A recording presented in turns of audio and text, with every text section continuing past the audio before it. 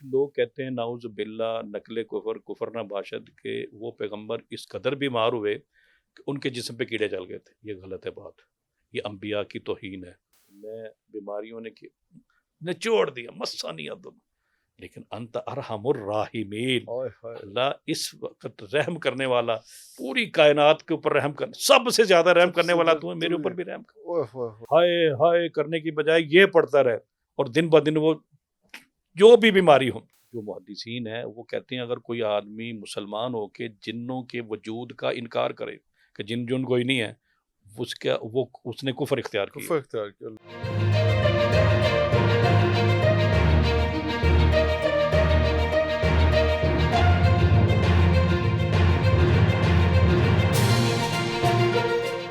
میں نے نا ایک بزرگ تھے، وہ منڈی کے اندر دم کرتے تھے. میں بچپن میں اپنے بھائی کے پاس رہتا تھا، یتیم خانے مدرسے پڑھتا تھا، تو رات کبھی کبھی اس کے پاس اس کو ایک پھوڑا نکلا ہوا تھا، بڑا پریشان. میں نے کہا کیا ہوا؟ کہتا یار پھوڑا نکلا ہے. وہ رات لیٹ آیا بڑا، جس دن میں ملنے گیا نا تو بہت لیٹ آیا. میں نے کہا بڑے لیٹ آئے. کہتا میں نے آج دم کروایا ہے، ان بزرگوں نے کہا ہے کہ یہ صبح تک وگ کے ٹھیک ہو جائے گا، یعنی اس کے اندر مواد نکل جائے گا. تو چلے دیکھتے. اور میں نے اپنی آنکھوں سے دیکھا کہ صبح جب ہم اٹھے تو سارا بستر پہ وہ پیپ نکلی ہوئی تھی اور کھرینڈ آیا ہوا تھا.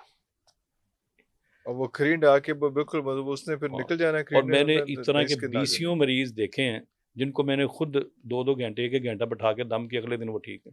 اگلے دن وہ ٹھیک ہے. اللہ، میرے پاس آنے کی ضرورت نہیں، آپ گھر بیٹھے 2 گھنٹے آدھا گھنٹہ خود دم کر لیں، خود دم کر لیں، انشاءاللہ ٹھیک ہو جائیں گے. لیکن کمٹمنٹ کے ساتھ جو ہے وہ نیت کے ساتھ اور پورے انہماک کے ساتھ کریں. اچھا جی، آپ نے یہ پوچھا سوال کہ کسی کو جگر یا گردوں کا مسئلہ ہو گیا. جگر کا، ہاں جی. قرآن پاک کے اندر ایک واقعہ ہمیں اللہ سبحانہ و تعالیٰ نے سنایا. اب اچھا یہ واقعے کس لیے ہوتے ہیں؟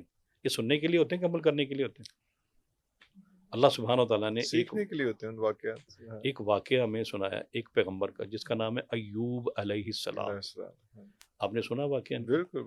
لیکن اس کے اندر لوگ ایک بہت زیادہ توہین کر دیتے ہیں انبیاء علیہ السلام کی، وہ میں برداشت نہیں کرتا. اور نہ تو میں نے آج تک کسی تفسیر میں پڑھا ہے، نہ ہی کسی نے لکھا ہے. کچھ لوگ کہتے ہیں نعوذ باللہ نقل کفر نہ باشد کہ وہ پیغمبر اس قدر بیمار ہوئے کہ ان کے جسم پہ کیڑے چل گئے تھے. یہ غلط ہے بات. یہ انبیاء کی توہین ہے. میں نے بھی سنا. یہ انبیاء کی توہین ہے، یہ نہیں کہنا ایسا.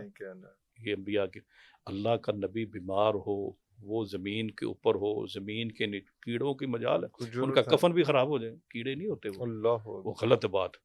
وہ کہتے ہیں جی اٹھا کے روڑی پہ پھینک دی، یہ بھی اللہ کی قسم غلط ہے بات. اللہ کا نبی روڑی پہ رہتا ہے؟ نہ، یہ غلط ہے. ہاں اللہ کہتا ہے آزمائش آئی، آزمائش بہت بڑی آئی، بیماری نے نڈھال کر دی. بالکل صحیح. اور ایک بیوی رہ گئی، باقی سب چھوڑ کے چلے گئے.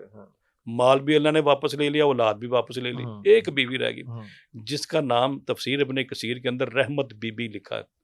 سارا دن لوگوں کے گھروں میں کام کرتی اور رات کو کھانا دیتی. ایک دن کھانا نہیں ملا، انہوں نے اپنے بال کاٹ کے بیچ دیے. اس وقت بال بکتے تھے، لوگ اپنے بالوں کے ساتھ جوڑ کے لمبے کرتے تھے. انہوں نے بال بیچے، بال بڑے مہنگے بکے، کھانا بڑا بچا آیا. تو اللہ کے نبی نے پوچھا یہ کہاں سے آیا؟ انہوں نے کہا بس لے. انہوں نے کچھ غصہ آ گیا کہ پتہ نہیں انہوں نے کیا کیا، پہلے تو اتنا اچھا کھانا نہیں. کہا اچھا نہ بتاؤ، جب میں ٹھیک ہو جاؤں گا نا تو آپ کو اتنے کوڑے ماروں گا. 100 کا لفظ بولا یا میرے یاد نہیں ہے. وہ جب وہ ٹھیک ہو گئے تو کوڑے اس وقت اس شریعت میں قسم توڑنے کا کفارہ پوری کرنی پڑتی تھی. اللہ نے فرمایا نبی یہ جو عورت ہے نا یہ بڑی قیمتی عورت ہے، اس نے ساری زندگی اپنے خامد کی فرما برداری کی ہے، اس کو مارنا نہیں ہے. کہا یا اللہ میں نے تو قسم اٹھائی ہوئی.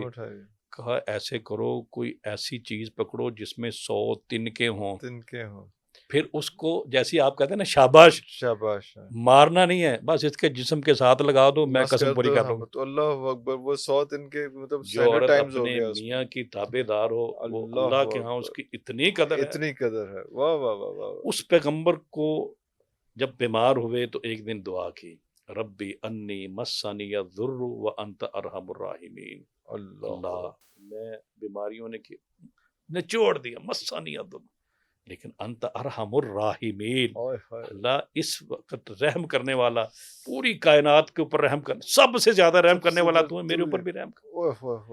جو بیمار ہے اور اس آیت کو وہ جانتا ہے، اسے آتی ہے نہیں آتی تو قرآن سے یاد کر لے، یاد کر لے، سورۃ الانبیاء کے اندر یہ آیت ہے، اس کو یاد کر لے اور اللہ کی قسم پڑھنا شروع کر دے، پھر ہزاروں میں پڑھے، ہائے ہائے کرنے کی بجائے یہ پڑھتا رہے، اور دن بہ دن وہ جو بھی بیماری ہو، یہ پیغمبر کہہ رہے ہیں بیماریوں نے نچوڑ دیا ہے، سب کچھ ادا ختم ہو گئے، ختم ہو گئے، اللہ نے صحت دے دی، اللہ اکبر، اللہ نے صحت دے دی۔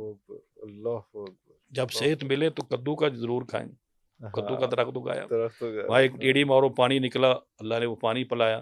میں مریضوں کو کہتا ہوں چشمے کا اگر پانی ملے تو ضرور پئیں، اس پانی کے اندر اللہ نے شفا رکھی ہوئی ہے، اس میں منرلز اتنے ہوتے ہیں، وہ یس یس یس۔ تو کرشی کا پانی آتا نہیں ہے، چشموں سے ہی آتا ہے، چشمے سے، میں ہم یہ کہتے ہیں کہ یہ پیا کرو۔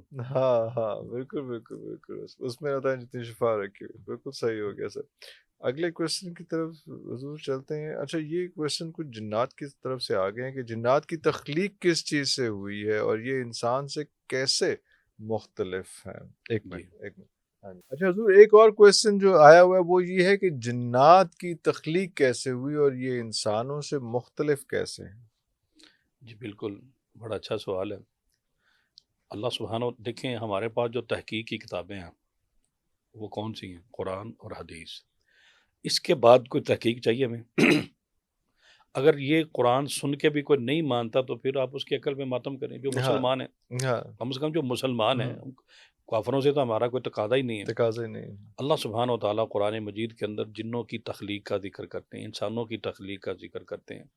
اللہ سبحانہ و تعالیٰ سورہ رحمان کے اندر فرماتے ہیں وَخَلَقَ الْجَانَّ مِن مَارِجٍ مِّن نَار۔ ہم نے جو جان تھا نا، جیسے ہمارے باپ آدم علیہ السلام ہے اور جنوں کے باپ جان ہیں، وَخَلَقَ الْجَانَّ، جان کو پیدا کیا کس سے؟ آگ کی لو سے۔ آگ چلتی ہے نا، اس کے اوپر ایک چھولا نکلتا ہے، تھوڑی دیر بعد وہ غائب ہو جاتا ہے، جسے ہم نار سموم کہتے ہیں، اس سے ہم نے پیدا کیا۔ اور اللہ سبحانہ و تعالیٰ نے قرآن مجید کے اندر ایک پوری سورت اتاری جس کو کہتے ہیں سورۃ الجن، 29ویں پارہ۔ بالکل بالکل۔ اور پورے قرآن کے اندر 129 مرتبہ جنوں کا ذکر کیا اللہ اکبر، 129 ٹائمز۔ اور اللہ کے رسول صلی اللہ علیہ وسلم صحیح مسلم میں جنت کی تخلیق کو آگ سے آپ نے بیان کیا حدیث کے اندر کہ جنات کو اللہ نے آگ سے تخلیق کیا ہے، پیدا کیا ہے، اس میں کوئی دوسری رائے ہے ہی نہیں۔ اور بلکہ جمہور محدثین، ائمہ اربع جو محدثین ہیں، وہ کہتے ہیں اگر کوئی آدمی مسلمان ہو کے جنوں کے وجود کا انکار کرے کہ جن کوئی نہیں ہے، اس نے کفر اختیار کیا۔ اللہ اکبر، اللہ اکبر۔ جن ہے اور اللہ نے ان کو پیدا کیا ہے۔ اچھا، مختلف کیسے ہیں؟ آدم کو پیدا کیا ہے مٹی، خشک مٹی جو کھنکھناتی ہوئی مٹی، اس سے، اور جنوں کو آگ کی لو سے۔ اور جب اللہ سبحانہ و تعالیٰ نے کہا نا ابلیس کو کہ سجدہ کرو، فرشتوں سے کہا آدم علیہ السلام کو سجدہ کرو، تو سب نے سجدہ کیا، اور ابلیس نے انکار کر دیا۔ اس نے کہا میں آگ کی لو سے پیدا ہوں، میں آگ سے پیدا ہوں، آگ اوپر ہوتی، مٹی نیچے ہے، تکبر کیا۔ اس نے کہا میں تو اس کو سجدہ نہیں کروں گا۔ یہ مختلف ہیں، ہم انسان جنوں سے مختلف ہیں، بہت مختلف ہیں۔ وہ آگ سے بنے ہیں اور یہ ہم مٹی سے بنے ہیں۔ مٹی سے بنے، بالکل۔ ان کا جو وجود ہے وہ بڑا لطیف ہے، ہمارا جو ہے وہ